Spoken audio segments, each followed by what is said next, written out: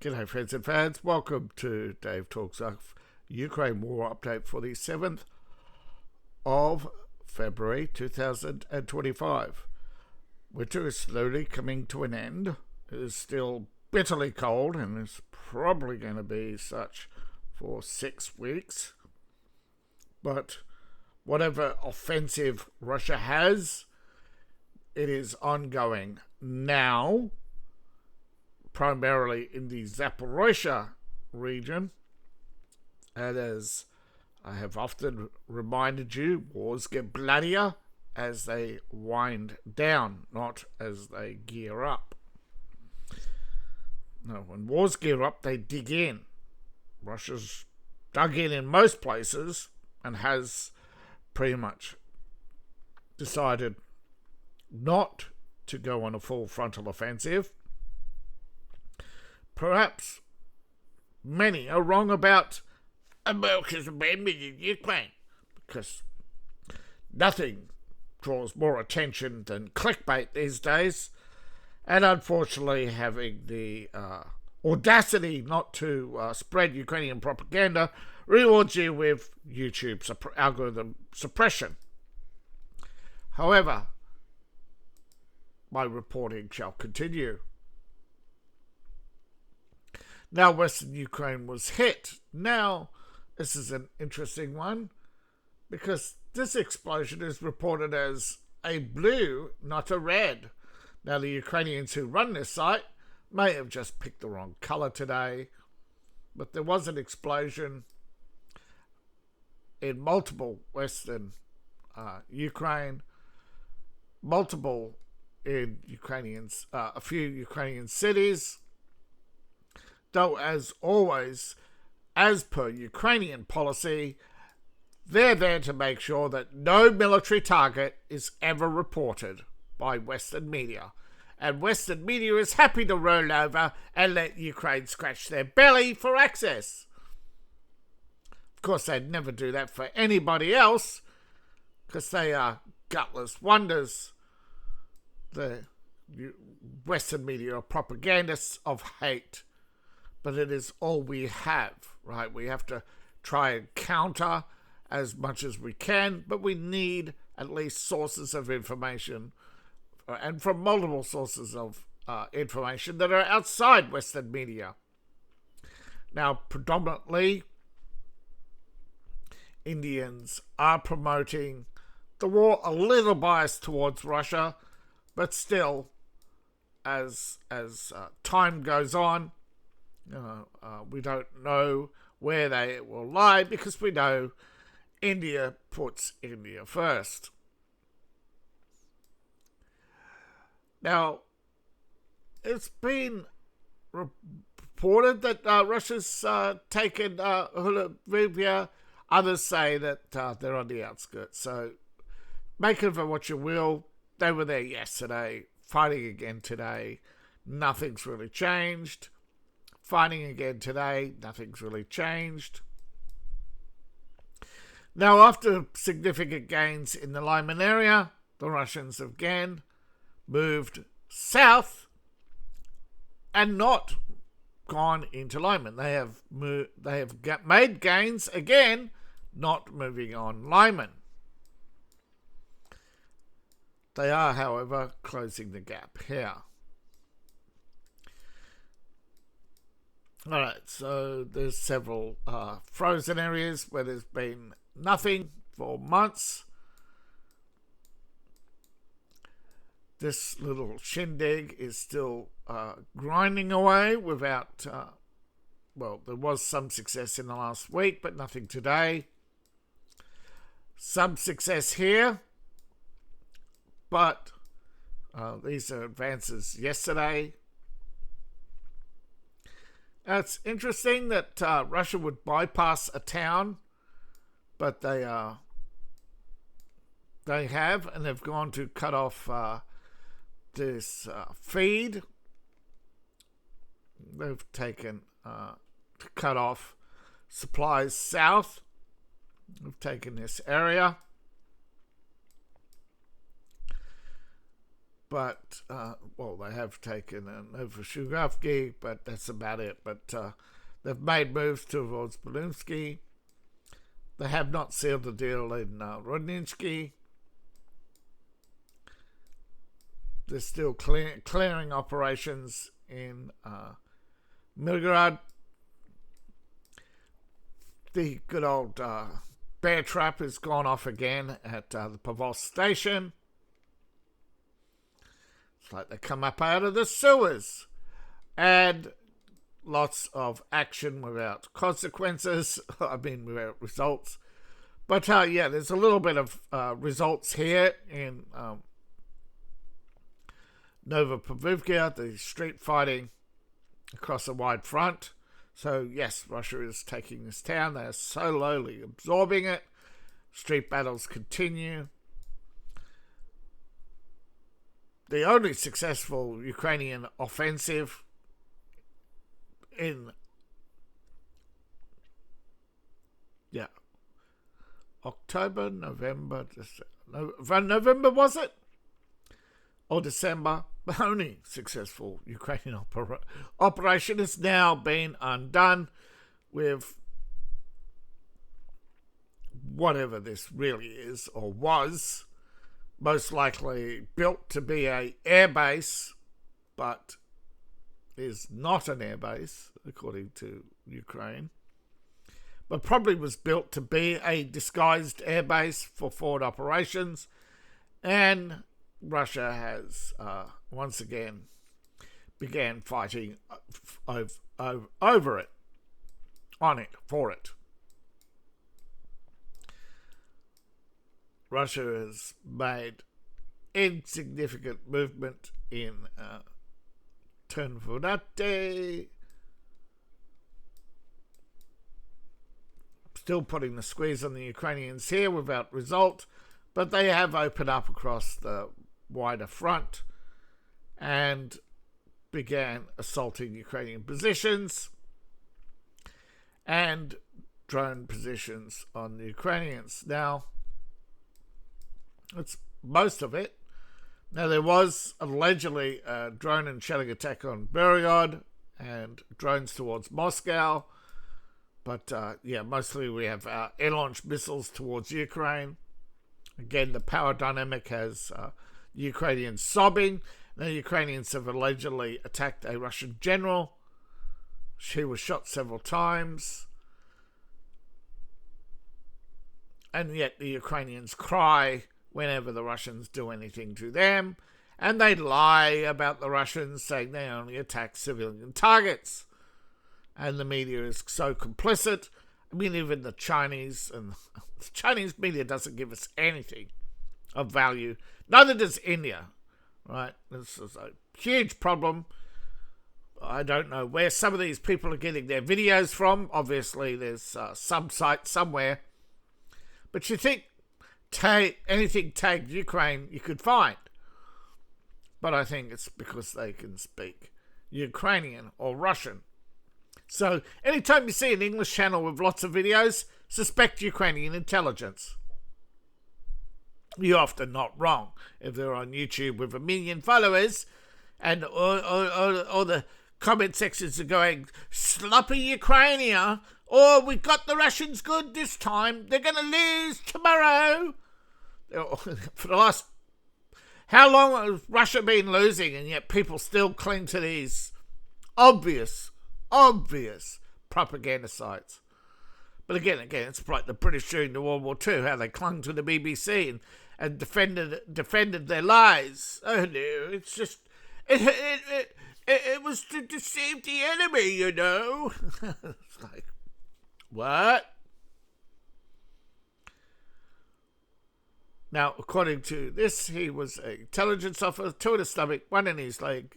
He has lost blood and may still be alive. Without citing sources, there have been arrests. Canada is supplying weapons to Ukraine, even though allegedly they're on the side of peace.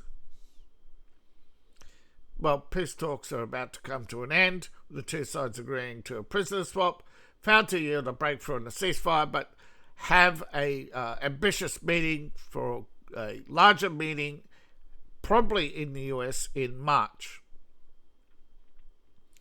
Now, Reuters is not the only one reporting this. Some Russian counterparts to Reuters are also reporting a bigger meeting to come in March.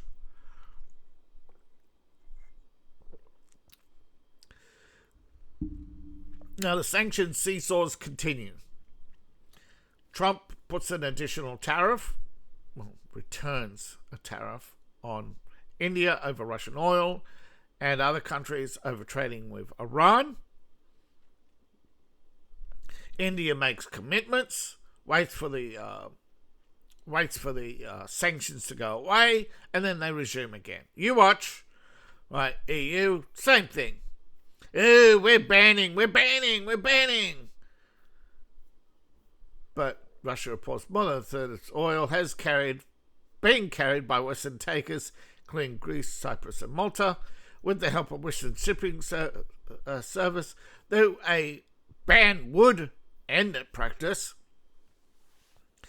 the shipping companies are legally obligated to either return the oil or the money for that said oil, right? Sanctions, they have to go to port, and the shipping companies lose money. Now, a lot of this oil is headed to India, but some of it is rebranded, and those tankers go to India. Now, they sell the crude and come back with processed oil to be packaged. I mean, it is just lots of money changing hands, so the rich get richer and the poor get screwed, and France can say, look at us, we're virtue signalling. But however, Macron has been Macron, of course, is saying that it's Russian disinformation that President Macron was involved with Jeffrey Epstein. Don't look at the Jeffrey Epstein files. Don't believe your lying eyes with photographs of Macron and Trudeau looking at each other as if they need a hotel room. I don't care. It is the fact that it is well known that Macron is up to his eyebrows in various scandals. However, their agency is saying there's a fabricated video about a compromising video. Of course, I guarantee you there's now AI experts that look for videos, recreate them with AI, and say, look, it's AI. I bet you watch. Right? There's going to be a whole lot of interference running. Now, of course, the biggest question is not will the Ukraine war end, is the nuclear arms agreements and new arms control. Well, as you know, Putin is playing hardball, and so is Trump, and Europe wants nuclear weapons, and Russia's saying, you get them, you're going to be sorry. So, Ukraine's energy minister wants the US to bail them out, of course, with guaranteed energy supplies, because we all know Russia will not hit a US flagged ship. Putin knows Trump would not. The photograph that Trump sent him last time is not a threat; it's a promise. For those who don't know, Trump is infamous for sending his targets photographs of where they really live and times of day when the photographs were taken, just to verify that this is what we took and exactly where and when. And they scrambled. Did that to Khomeini, who, of course, as you know, ran from his bunker just before it got visited by deep penetration.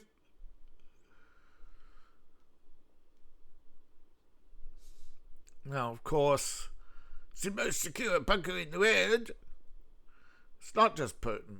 Others, of course, are realising that even if they dig deeper, it may stop a bunker buster directly getting them, but you're more likely to say, you know what, if they do bomb us, it's better they bomb us and kill us rather than bury us underground like those Iranian scientists who, by the time they dug them out, were charcoaled by the contained heat that just kept building up until they broiled. Not a nice death.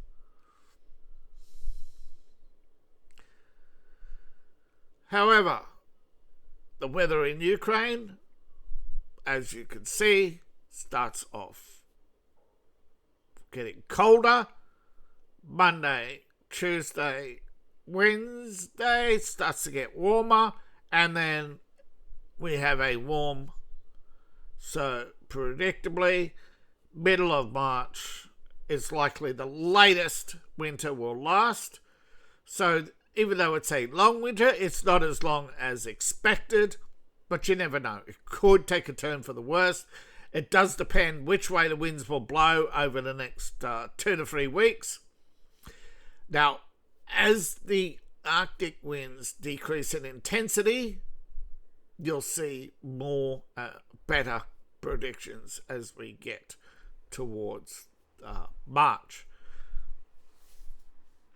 So last week of February is going to be the decider. How cold the end of February is will decide the thaw, how long the thaw lasts. Now the thaw is going to make Ukraine muddier and bloodier, right? Russia will put away its most of its heavy tanks, bring out the lighter T-72s, and they have lots more of them.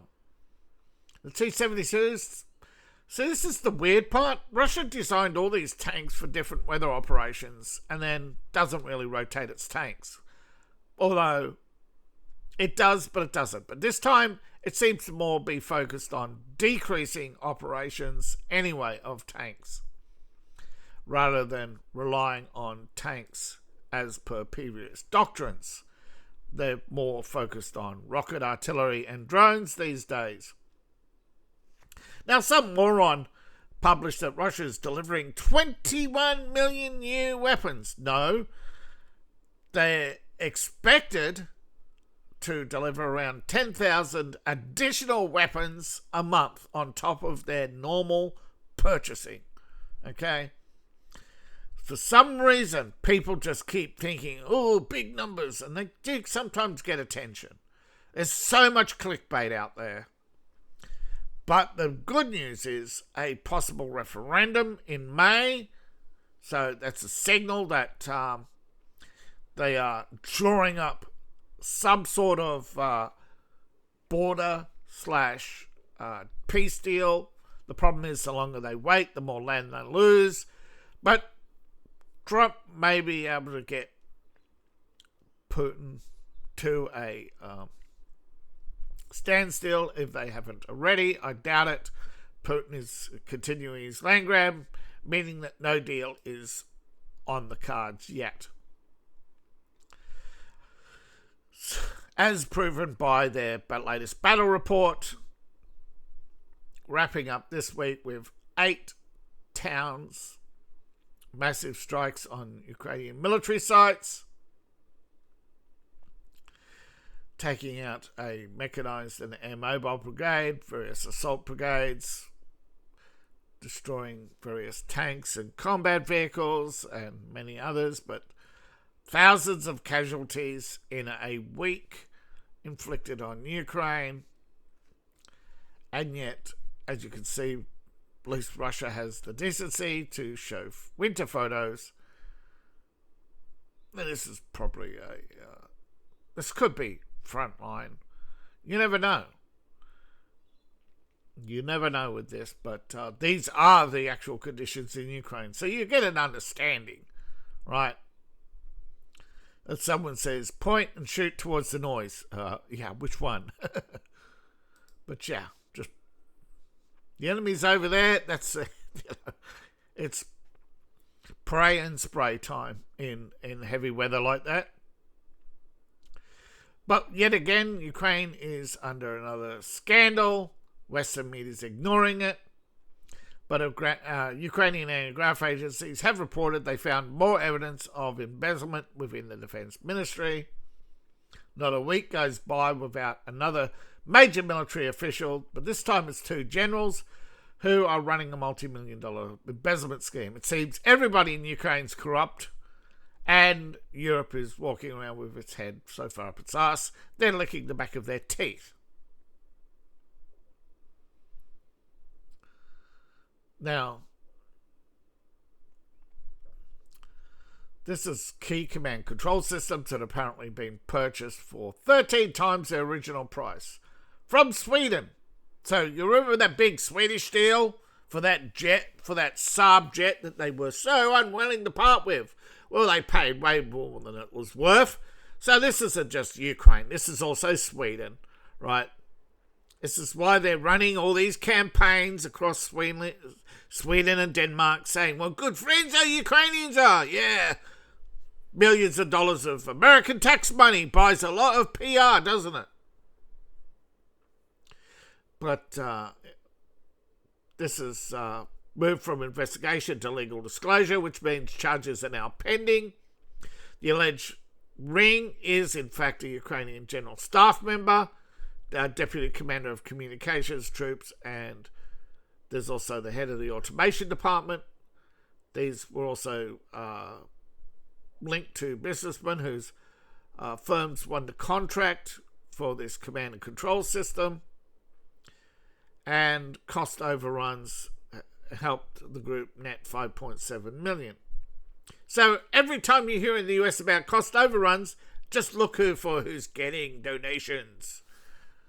And of course, this is the problem in the US. It's legal. You don't have it's legal. It's legal. This is the problem. You know, it's a worldwide problem. Russia recently cracked down on the head of Roston for giving himself a pay rise above inflation. Gosh, could you imagine that? America. Oh, Americans would fall over. They would go, what? What? What just happened? Did someone get arrested? Someone actually got a spanking? Yeah. Now, the problem with most of these corruption cases, we don't know what happens after the announcements. Sometimes they take years before there's any prosecutions. Often these are dismissed and they disappear to Spain and go, oopsies, they're not in a jurisdiction, we cannot do anything to them. There's no extradition, apparently. Yay! Justice! So, Russia's now talking about the death zone. Hey, I call it the bear trap. This is the range of small drones, right? Flying hand grenades. Now, one such flying, well, I wouldn't call it a hand grenade or a low-cost drone. However, it has what would you call it? It says depth. Yeah, it is penetration. It could go 20 miles in the Ukraine. Or 20 kilometres, sorry. So it could go fair. It could cover the front and scout out vehicles. Now they've killed their 4,000th vehicle. This is the Lancet. This is the Double X. Now this was part of a massive strike today.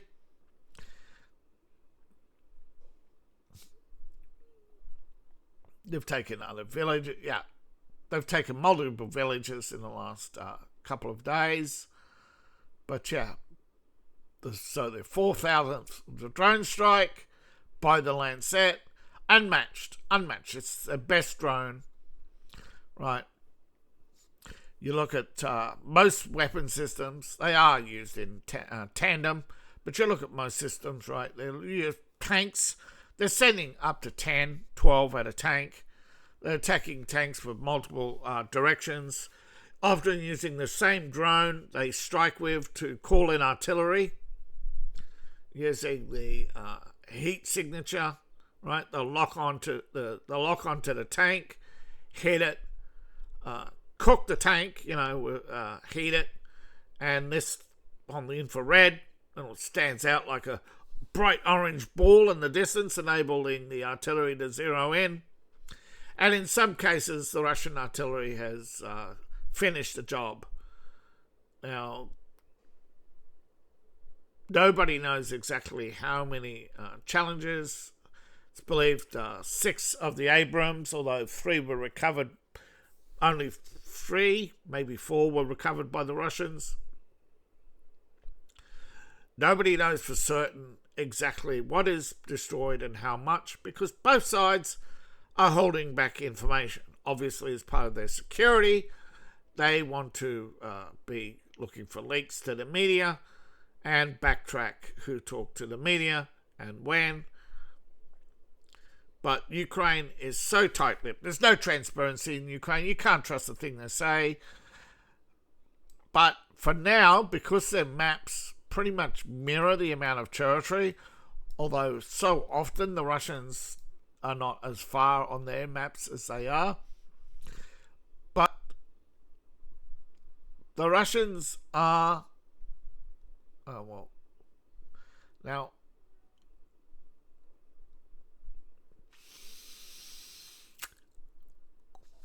The thing is, there may be no river crossings here, but the Russians may have crossed.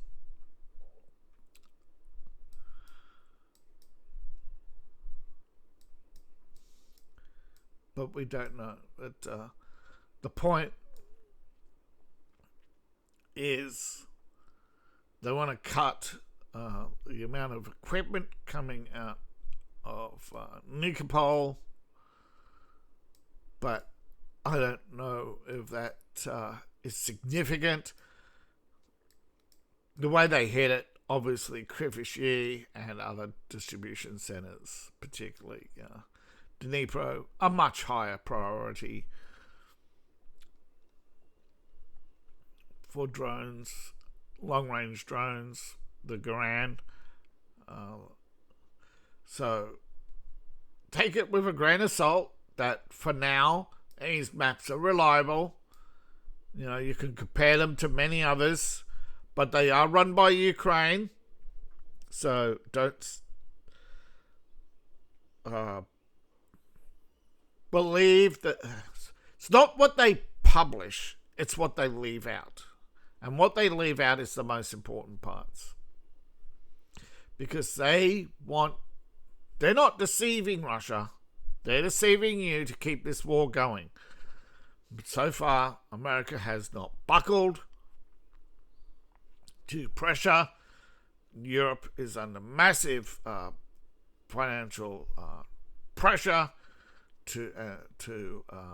they need. You can imagine how desperately they need. Their economies are failing because they cannot get out of their own shadow. Their pride won't let them accept the fact that liberalism is a mental illness that just leads to rack and ruin. Right? Government control of the economy doesn't work. In the long term, it buckles under the weight of corruption. You concentrate power in the hands of the few, the corrupt will rise to the top. That's it.